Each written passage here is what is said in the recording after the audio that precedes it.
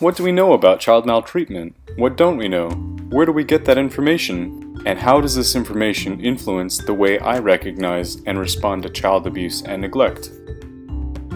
The aphorism, lies, damned lies, and statistics refers to the complications we experience when discussing a widespread and complex issue that requires large amounts of data to understand. Statistics don't speak for themselves. Our worldview is a lens through which we interpret and make generalizations about those statistics, and even our best methodologies and data collection leaves us with an imperfect understanding.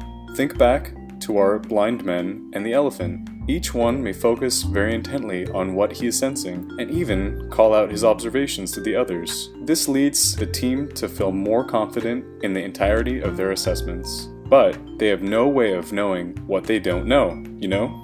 Criminologists call this the dark figure of crime. The problem of child maltreatment in the United States has gradually come into a clearer focus over time, thanks in part to massive data collection efforts of government, academic, and advocacy entities. The technological revolution of the internet has further supported these efforts, and the general public can easily access these statistics. So how do we evaluate the integrity of that information, or think critically about the information, keeping in mind that we still aren't aware of the whole elephant?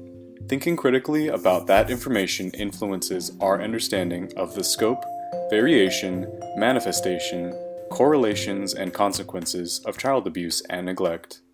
In order to effectively respond to the issue of child maltreatment, it is helpful to examine what we do know so far, from where that information comes.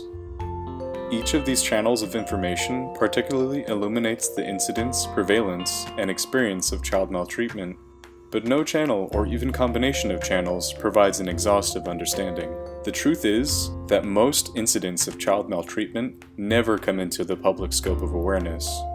Back to our blind men and the elephant in the room, there are elements of our elephant which are never explored and no one has all the information. Does this mean that since we have no way of having all of the information, we cannot make a reasonable gesture in the protection of our children?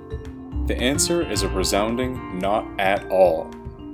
The human condition involves making sense of one's world by categorizing information in a systemic and orderly way, and then making generalizations and educated guesses based upon that catalog of information. It is important not to haphazardly judge and act, but instead proceed with prudence and vigilance.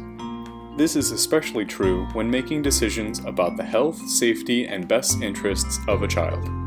One important aspect to realize is that the blind men know more when they share more information with each other about what they're feeling.